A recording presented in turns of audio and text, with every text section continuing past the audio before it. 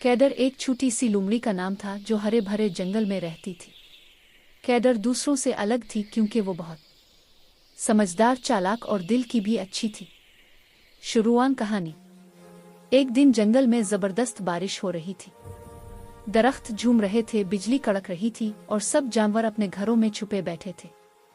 Cadre अपनी छोटी सी bill में बैठी बारिश देख रही थी कि अचानक इसे दूर से मदद की आवाज सुनाई दी। बचाओ, कोई है। कैडर फौरन बाहर निकली, कीचड़ में से गुजरती हुई आवाज की तरफ दौड़ी। आवाज के पास जाकर देखा तो एक छोटा हिरन गड्ढे में फंस गया था। हिरन रो रहा था, मैं बाहर नहीं निकल पा रहा। अगर मैं यहाँ रहा तो कोई जानवर मुझे खा जाएगा। कैडर की समझदारी। कैडर ने उधर उधर देखा, गड्ढे बहुत गहरा था। वो खुद अंदर नहीं कूद सकती थी क्योंकि फिर दोनों फंस जाते।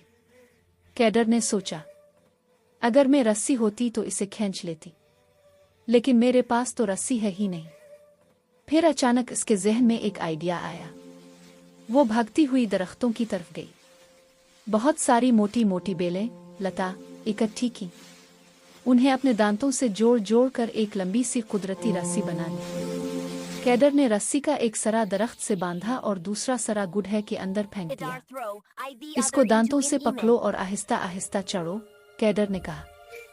छोटे हिरन ने डर डर कर रस्सी पकड़ी। आहिस्ता आहिस्ता दीवार से पांव जमाकर ऊपर चढ़ने लगा। कैडर रस्सी को मजबूती से पकड़े खड़ी रही। कुछ ही देर में हिरन गड्ढे से बाहर आ गया। दोस्ती और सबक। हिरन ने कैडर के सामने सर झुकाकर कहा, तुमने मेरी जान बचाई, मैं तुम्हारा एहसान कभी नहीं भूलूंगा। आज से तुम मेरी सबसे अच्छी दोस्त हो। कैडर मुस्कुराई और बोली, दोस्ती में एहसान नहीं होता, जब भी किसी को मुश्किल में देखो। अगर तुम्हारे पास हाथ ना हो मदद के लिए तो दिमाग तो होता है। इसके बाद जंगल में जब भी कोई जानवर मुश्किल में पड़ता, सब कहते, कैडर के पास जाओ, वो जरूर कोई ना कोई समझदार हल निकाल लेगी। और यूं की दर समझदार लोमड़ी पूरे जंगल की हीरो बन गई।